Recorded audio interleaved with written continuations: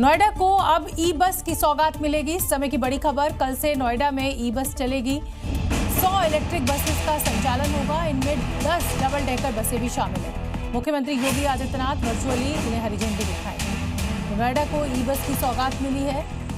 100 बसें चलेंगी कल से नोएडा की सड़कों पर। बंगाल में टीएमसी की हार के बाद से ही ममता बनर्जी की मुश्किलें कम होने का नाम नहीं ले रही। अब ममता बनर्जी के करीबी कल्याण बनर्जी, जो 48 घंटे पहले तक बागी नेताओं को भला बुरा कह रहे थे, उन्होंने अब अभिषेक बनर्जी के खिलाफ मोर्चा खोल दिया है। मामा तू मानुष है, माँ मेरा पार्टी है। If you leave Abhishek Banerjee, I am there.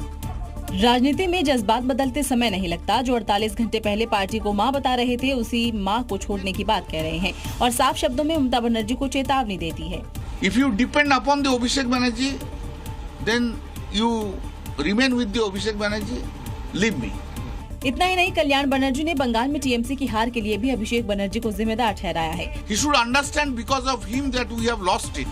साथ ही आरोप लगाया है कि अभिषेक उन्हें नीचा दिखाने का काम कर रहे हैं। उनका रवैया अहंकारी है। I will not be appearing in any matter on behalf of Abhishek Banerjee. Because this arrogant attitude, I don't like it. बागी गुट ने भी अभिषेक बनर्जी को ही टीएमसी का विलन बताया था। अब कल्याण बनर्जी भी वही बात दोहरा रहे हैं, यानी ममता बनर्जी का भतीजा मोह ही टीएमसी में टूट का असली कारण है।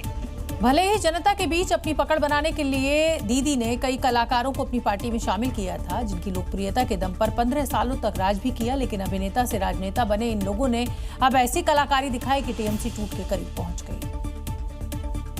सत्ता में रहने के दौरान इन कलाकारों की अदाकारी ममता बनर्जी भाप भी नहीं पाई, लेकिन सत्ता से बेदखल क्या हुई, ये कलाकार ही बगावत के सूत्रधार बन गए।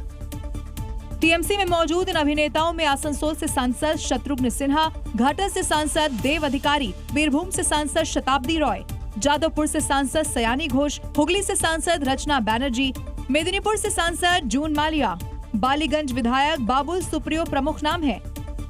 इनकी लोकप्रियता को पार्टी ने चुनाव के दौरान खूब भुनाया भी था, लेकिन बगावत हुई तो सायोनी जहां चेहरा छुपाए नजर आई, तो वहीं शताब्दी रॉय का आवाज बागियों की बैठक का ठिकाना बन गया।